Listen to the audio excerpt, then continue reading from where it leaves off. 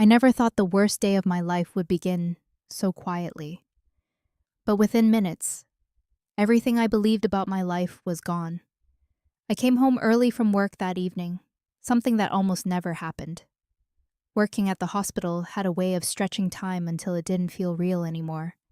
Long shifts blurred together, exhaustion became routine, and most days I barely had the energy to think beyond getting through the next hour. But that day was different. My shift had ended sooner than expected, and for the first time in weeks, I didn't feel completely drained. I felt light. Not overwhelmingly happy, not excited in a big dramatic way, just lighter than usual.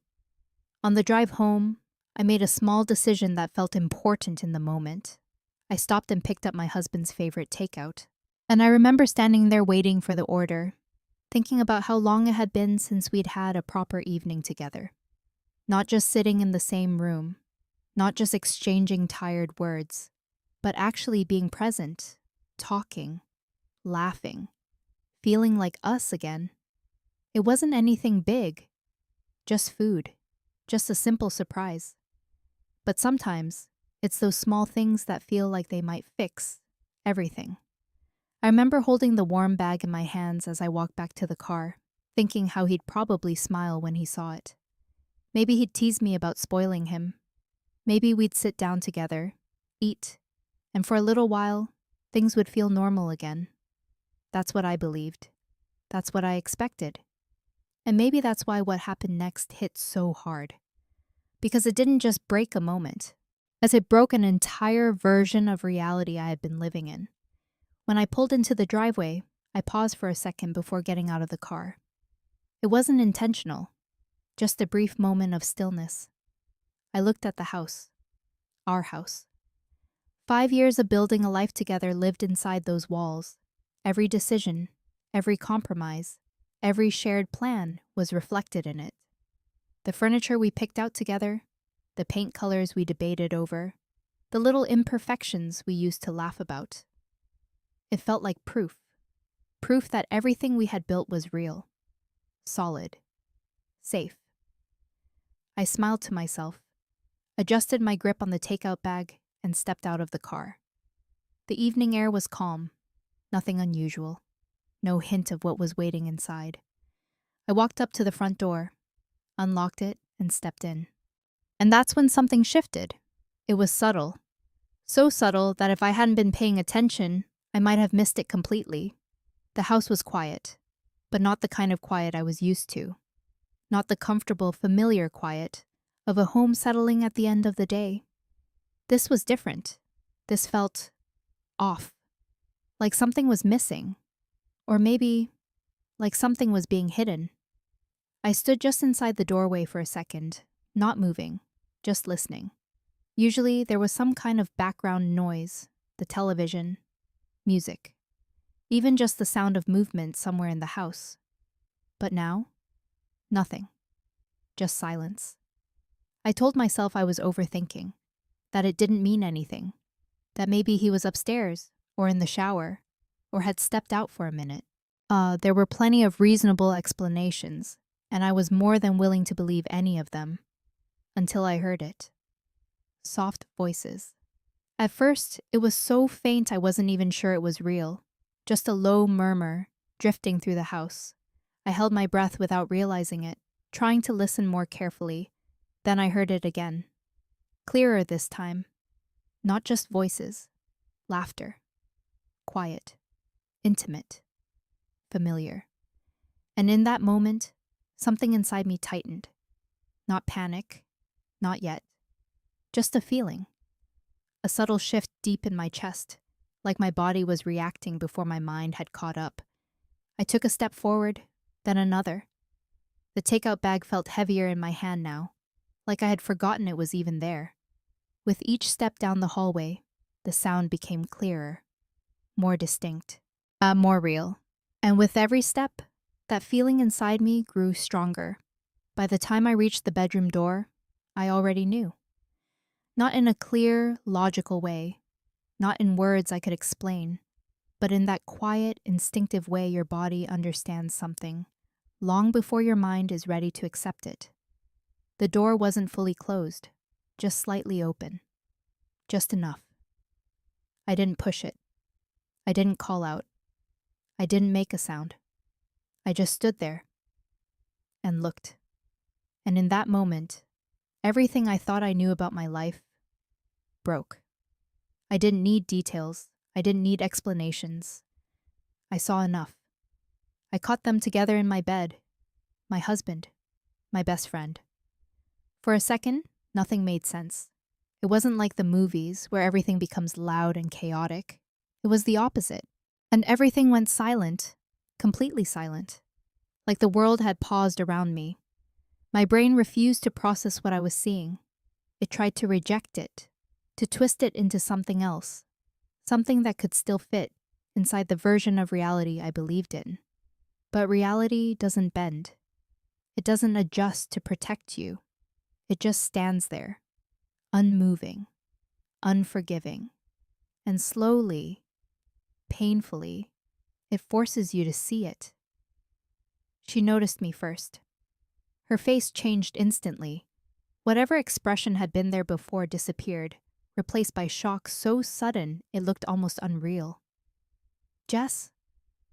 My name sounded wrong coming from her, like it didn't belong to her anymore, like she had lost the right to say it. Then he turned. And that was the moment something inside me broke in a way I hadn't expected. Because I saw panic, I saw guilt, but I didn't see surprise. And that told me more than anything else. This wasn't new. This wasn't accidental. This wasn't something that had just happened. This had history, and that realization hit deeper than anything else. For a moment, I thought I might fall. My body felt like it had forgotten how to function properly, like something essential had been pulled out from under me without warning.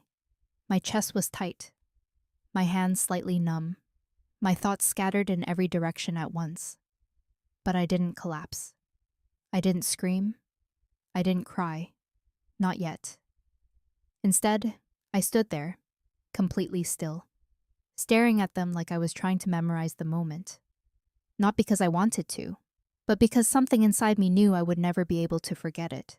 Oh, every detail, every expression, every second. And somehow, through everything, I managed to ask the only question that mattered. How long? My voice didn't sound like mine. It came out quieter than I expected, almost steady, like it belonged to someone who wasn't standing in that doorway, watching their entire life unravel. Neither of them answered. Not immediately, not even instinctively. And that silence was louder than anything they could have said, because silence like that isn't empty. It's full of truth, full of everything they're too afraid to say out loud.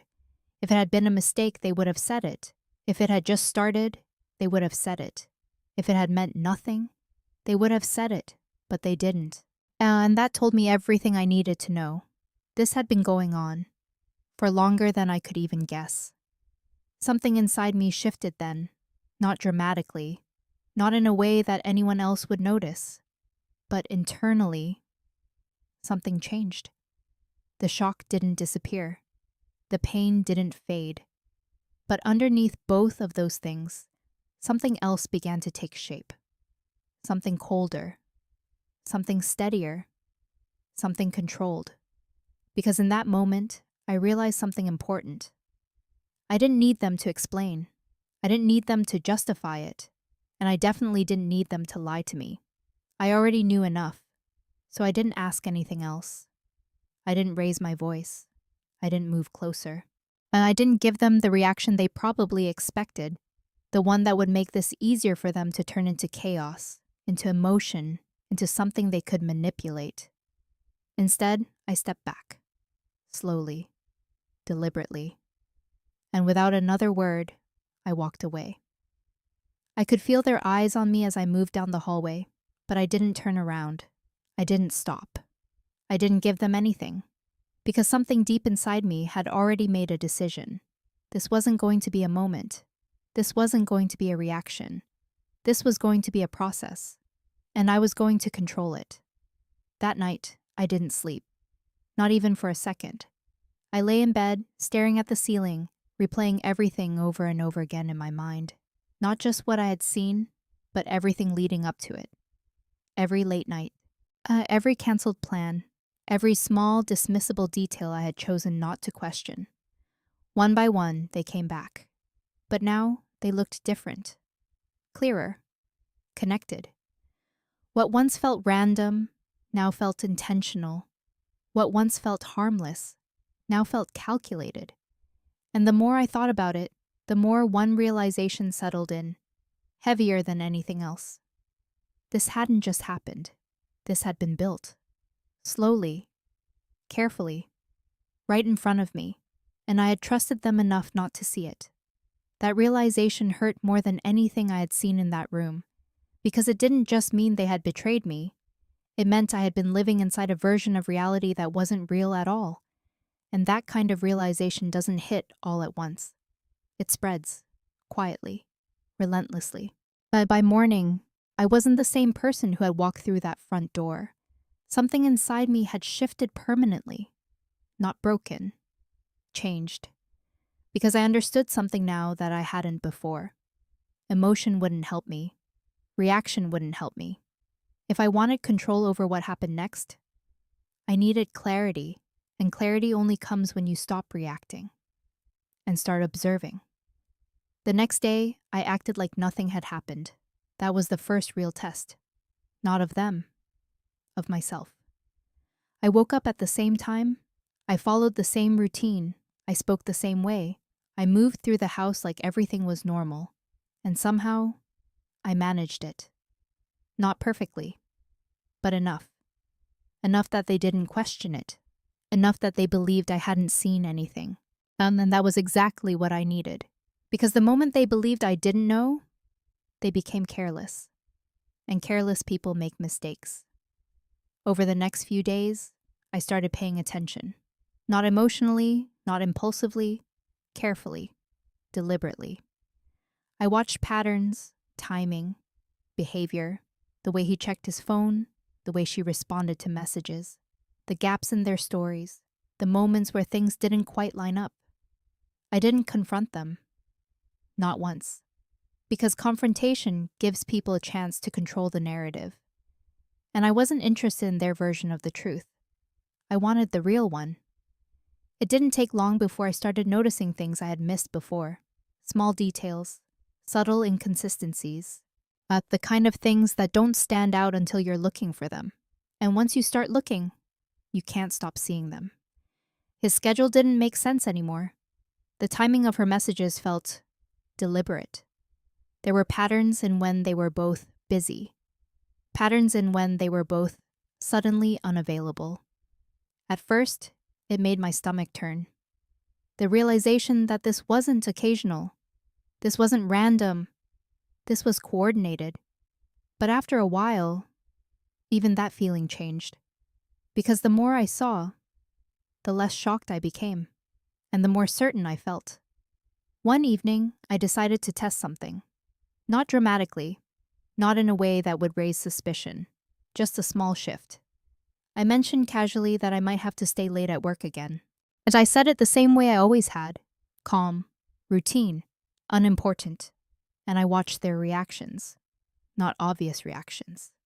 They were careful, but not careful enough. There was a moment, just a fraction of a second, where something passed between them. A look, a pause, a silent understanding. And that was all I needed, because that moment confirmed something I hadn't wanted to fully accept until then. They weren't just hiding something. They were planning around me. That night, I didn't go to work. I stayed nearby, waiting, watching. And what I saw confirmed everything, not in one big, dramatic moment, but in a series of small, undeniable ones. Patterns becoming reality, suspicion turning into certainty. And in that moment, something inside me finally settled. Because doubt is exhausting. Uncertainty is overwhelming. But certainty?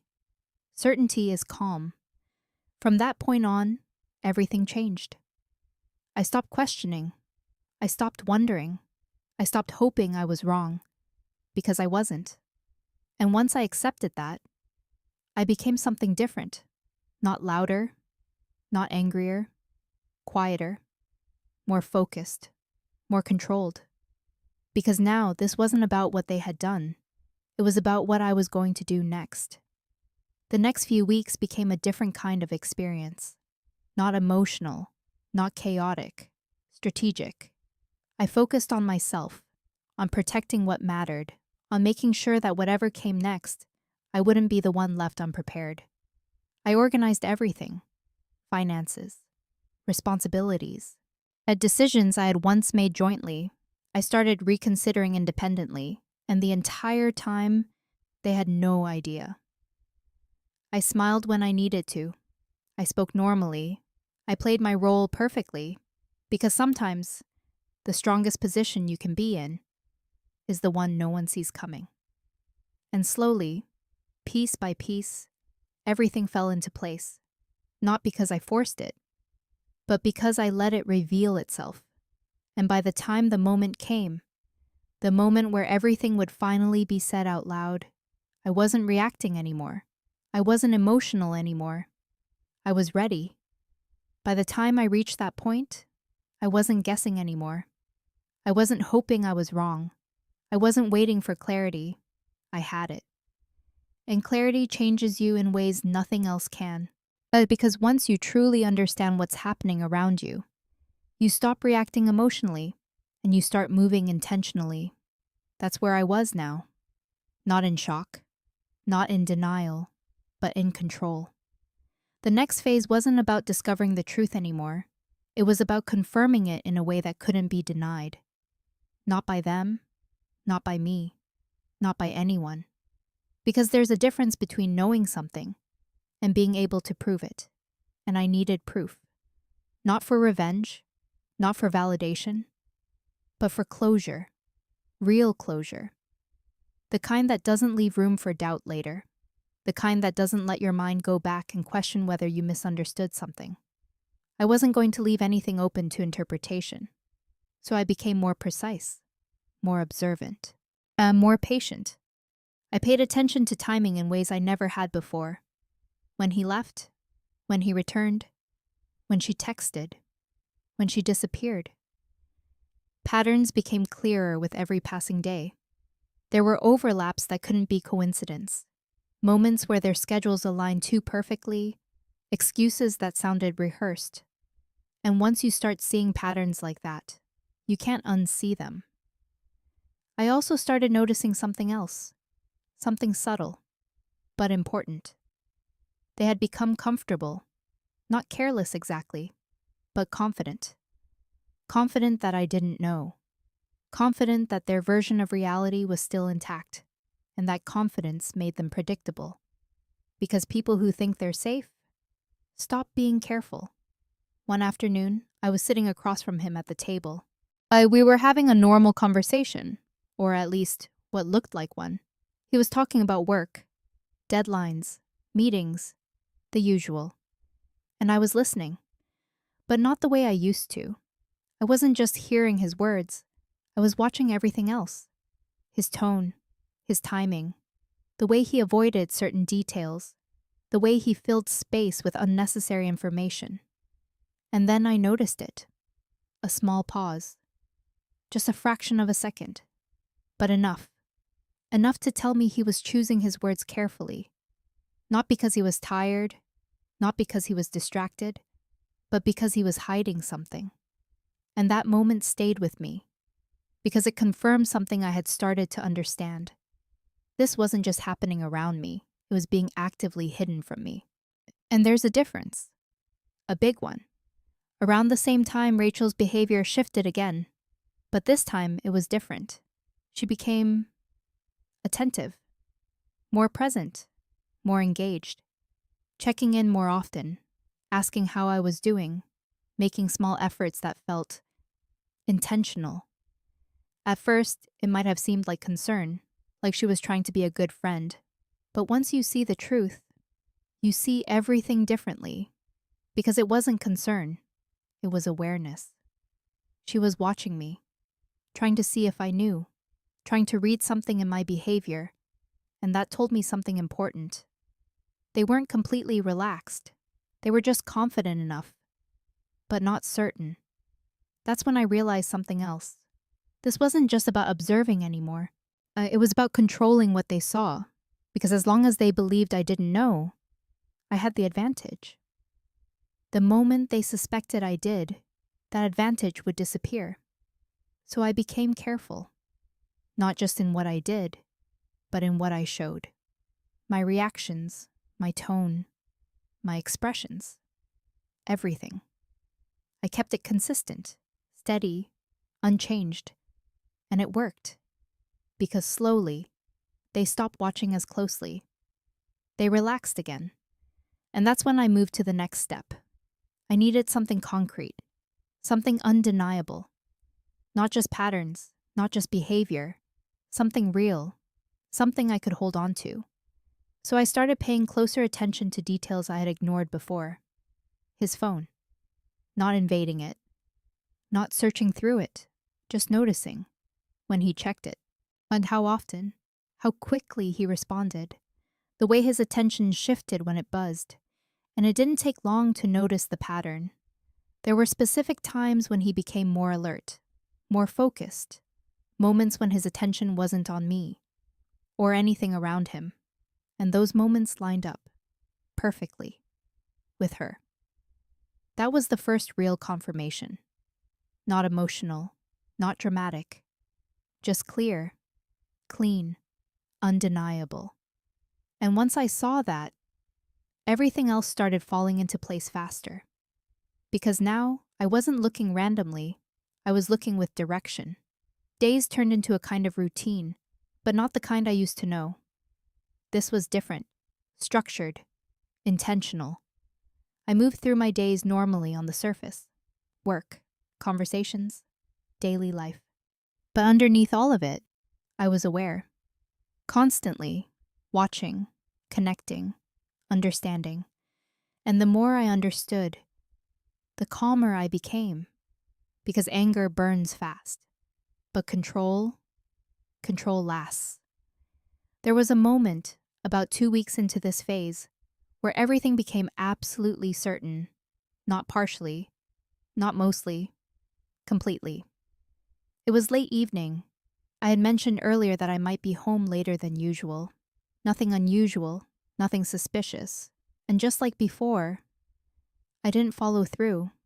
I stayed nearby, not close enough to be obvious, but close enough to see, to confirm, to remove any final doubt. And what I saw that night wasn't shocking anymore. It wasn't emotional. It wasn't overwhelming. It was expected. And then somehow, that made it worse, because expectation removes denial completely. It leaves only truth. And truth, when it's this clear, changes everything permanently. That was the moment I stopped seeing them as part of my life and started seeing them as people I needed to separate from it. Not dramatically, not impulsively, but completely. From that point on, my focus shifted again, not on them, but on me, on what I needed to do next, on how to move forward in a way that didn't leave me vulnerable. Because betrayal doesn't just hurt, it exposes. And I wasn't going to let that exposure turn into weakness. So I started preparing, quietly, carefully, without urgency, without panic. Because rushing leads to mistakes, and I wasn't going to make any. And I reviewed everything. My responsibilities, my options, my position. I made sure I understood exactly where I stood, and what I could change, and what I couldn't. And all the while, nothing on the surface changed. They still believed their version of reality. They still believed they were in control. They still believed I didn't know. And that belief was the one thing working in my favor. By the time everything was in place, by the time I had clarity, certainty, and control, I realized something. This wasn't about confrontation anymore. It wasn't about emotion. It wasn't about getting answers, because I already had them. This was about ending something, the right way, on my terms, with no confusion, No doubt, no unfinished pieces. And then when that moment finally came, I wasn't nervous. I wasn't angry. I wasn't even sad. I was ready. By the time the moment finally arrived, there was nothing left to figure out. No confusion, no doubt, no questions, only decisions. And I had already made mine. That night looked like any other from the outside. Routine, predictable, unremarkable. I moved through the evening the same way I always had. Calm, steady, controlled. Nothing in my behavior gave anything away, because this wasn't about catching them anymore. I'd already done that. This was about ending it. The right way. I told him earlier that day that I might be working late again. The same tone, the same casual delivery. Nothing suspicious. He nodded like he always did. No hesitation. No questions. And that told me everything I needed to know. But this time, I didn't stay out. I didn't wait. I didn't observe from a distance. I walked back into that house, quietly, deliberately, not as someone unsure of what they would find, but as someone who already knew. The house felt the same as it had the first time. Still, silent, heavy. But this time it didn't catch me off guard, because now I understood what that silence meant. I walked down the hallway slowly, not because I was afraid, but because I wanted to feel every step, every second, every moment of clarity that had brought me here. The bedroom door was slightly open again, just like before. And for a brief second, I paused, not out of hesitation, but out of awareness. Because this was the moment where everything would finally become real in a different way. Not just something I knew, but something I would end. I pushed the door open, and just like before, they didn't notice me immediately. For a second, everything was exactly the same space, the same reality, the same betrayal. But this time, I wasn't standing there in shock. I wasn't frozen. I wasn't trying to understand what I was seeing. I already understood it. She saw me first again, and just like before, her expression changed instantly. Shock, fear, something closer to panic this time. Jess, my name sounded smaller now, weaker, like it had lost whatever meaning it used to carry. He turned next, and this time there was no moment of confusion, no delay, just immediate realization. Because something about me was different, not in what I said, not in what I did, but in how I stood there. Calm, still, certain. Don't, I said quietly, and both of them stopped. Not because I raised my voice, but because of how I said it. There was no emotion in it, no anger, no pain, just finality. They started talking anyway. Of course they did. Trying to explain, trying to reshape what was already obvious, trying to reduce something that couldn't be reduced. It's not what you think. It didn't mean, we were going to tell you. But none of it mattered, because explanations only work when there's something left to clarify, and there wasn't. I didn't interrupt them immediately. I let them speak. And not because I was listening, but because I wanted them to hear themselves. Because sometimes the truth becomes clearest when people try to hide it. When they finally stopped, I spoke. Not loudly, not aggressively, just clearly. I know. That was it. 2 words, but they carried everything. Everything I had seen, everything I had understood, everything I had accepted. Silence filled the room again, but this time, it felt different. Not uncertain, not tense, resolved. They looked at me differently now. Not like someone who might be convinced, not like someone who might be confused, but like someone they couldn't reach anymore, and they were right. I'm not here to argue, I continued. I'm not here to hear excuses. I'm not even here for an explanation. Each sentence landed exactly where it needed to. Calm, measured, Final. Because this wasn't a conversation. This was a conclusion. I'm done. Simple. Clear. Unavoidable. For a moment, neither of them reacted, like they were waiting for something else. Emotion. Anger. Anything. But it didn't come. Because I wasn't reacting anymore. I'd already done all of that. In silence. In private. Long before this moment. That's when the shift happened. Not in me. In them. Because now they realized something they hadn't before. This wasn't a situation they could talk their way out of. This wasn't something they could control. This wasn't something they could fix. And that realization hit them all at once. He stepped forward slightly. Careful. Uncertain. Like he was approaching something fragile. Wait. We can figure this out, he said. But even as he spoke, his voice lacked conviction. Because deep down, he knew. I shook my head, not aggressively. Just once. No. And that single word carried more weight than anything else in the room. She tried next. Of course she did. Tears, apologies, words that sounded emotional, but empty. Because emotion doesn't erase intention, and regret doesn't undo decisions. I didn't respond to any of it, because there was nothing left to respond to. Instead, I turned and walked out. No dramatic exit, no final speech, no looking back. Because closure doesn't come from what you say in the moment. It comes from what you choose not to carry with you afterward. That night, for the first time since everything began, I slept.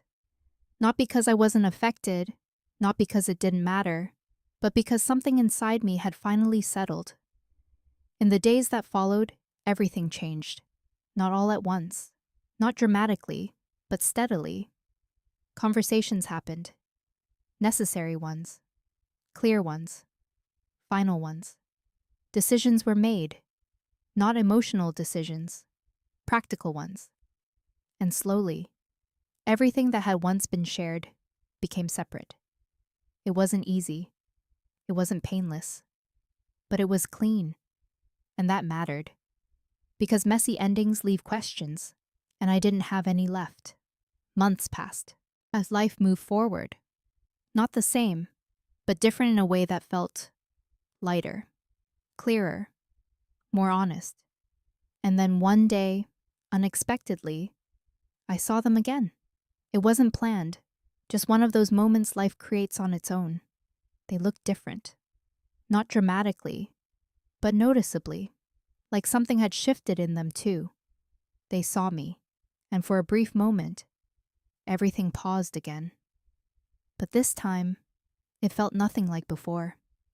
Because I didn't feel anything. No anger, no pain, no resentment, just distance. And that was the moment I realized something important. I hadn't just walked away from them. I had moved beyond them. Completely. And that was the real ending. If you felt that journey, if you understood that shift, then you already know. Sometimes the strongest thing you can do is not react, not fight, not hold on, but simply walk away and never look back.